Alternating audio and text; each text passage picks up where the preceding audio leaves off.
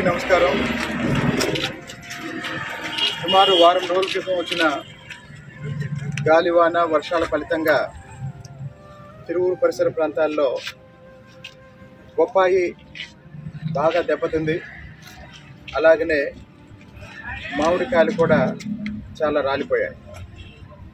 కానీ నిన్న సాయంత్రం హఠాత్తుగా ఒక 2-3 గంటలు వచ్చిన ఈదురుగాలులు, వర్షం, ఒక రకంగా గాలివాన, వడగళ్ల వాన రావటం వల్ల తిరువూరు నియోజకవర్గంలో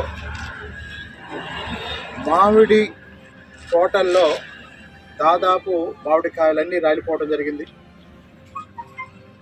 వారం రోజుల క్రితం వచ్చిన గాలులకి వర్షానికి తట్టుకొని నిలబడ్డ మొక్కజొన్న మాత్రం నిన్న గాలులకి వర్షానికి పూర్తిగా నేల కొరిగింది, నేలమట్టమైంది.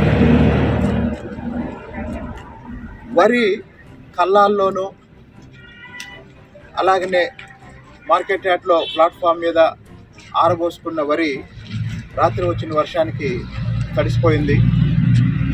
కాబట్టి ఈ పరిస్థితులన్నీ దృష్టిలో పెట్టుకొని వ్యవసాయ అధికారులు క్షేత్రస్థాయిలో పరిశీలన చేస్తున్నారు. ఒక పక్క ప్యాడీ ప్రొక్యూర్మెంట్ జరుగుతూనే ఉంది.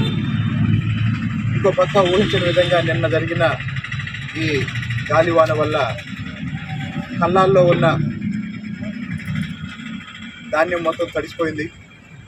కాబట్టి అన్ని వెరైటీల ధాన్యాన్ని, తర్వాత దెబ్బతిన్న ప్రతి పంటని, ప్రతి ఎకరాన్ని అంచనా వేసి శాస్త్రీయంగా రైతులకి, కౌలు రైతులకి జరిగిన నష్టాన్ని ప్రభుత్వానికి నివేదించి ప్రతి రైతుకి నష్టపరిహారం అందే విధంగా చర్యలు తీసుకోమని తిరువూరు వ్యవసాయ అధికారులని కోరడం జరిగింది.